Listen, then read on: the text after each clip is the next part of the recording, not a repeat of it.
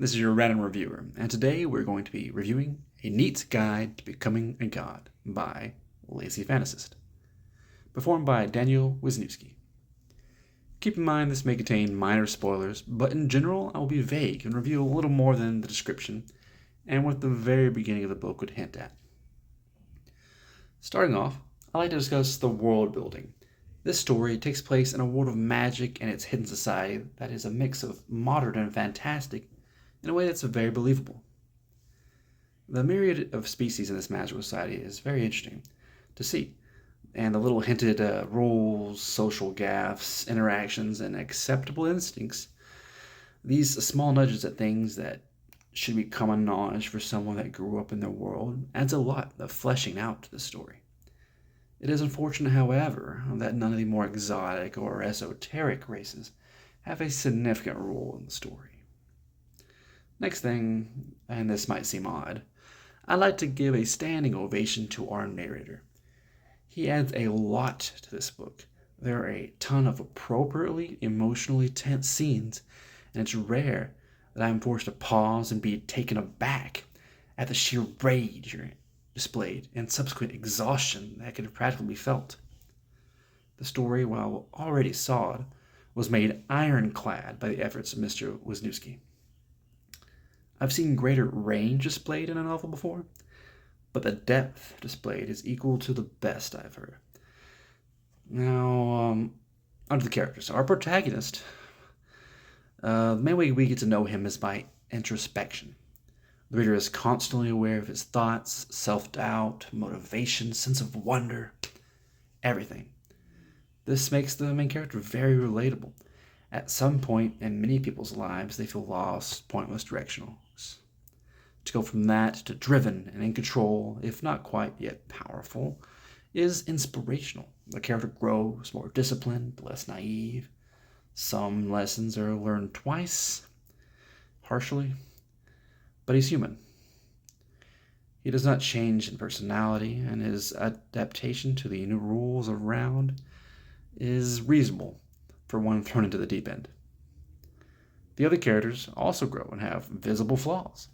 What's fantastic to see is that some are self-aware of those flaws, yet still have trouble addressing them. This is realistic and is rarely portrayed in the stories. Another great thing about this story is that it keeps its encounters realistic. No throwaway villains. The introduction of the guide/driving character who leads our protagonist is done smoothly, avoiding a idiot savant cliche. There are not a bunch of unbelievable lucky encounters that empower the character.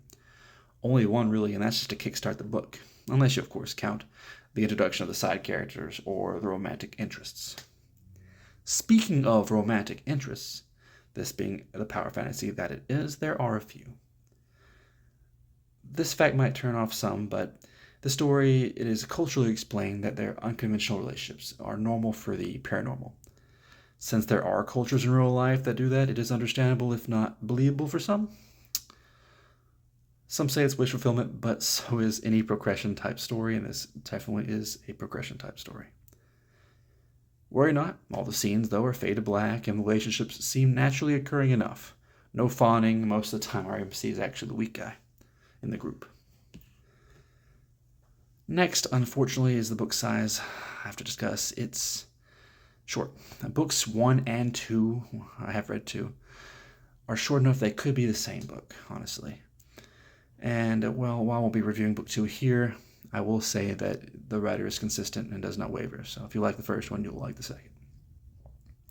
Overall, though, I'd give this book an 8 out of 10. It delivered exactly what it promised. The world building is good. The narrator was spot on. I'm looking forward to see where it goes, if the Neat truly becomes a god. If, after reading the story, though, you like this world, the background at least, and how the world interacts with its public, I would recommend the book Swing Shift by William D. Arendt. The world around him, our character, is so shockingly similar to that book that I could almost believe that one of the authors was inspired by the other. If you love the weak to strong, to godlike strength, you might like Jake's Magical Market by J.R. Matthews. Okay, and as always, thank you for listening to my random review.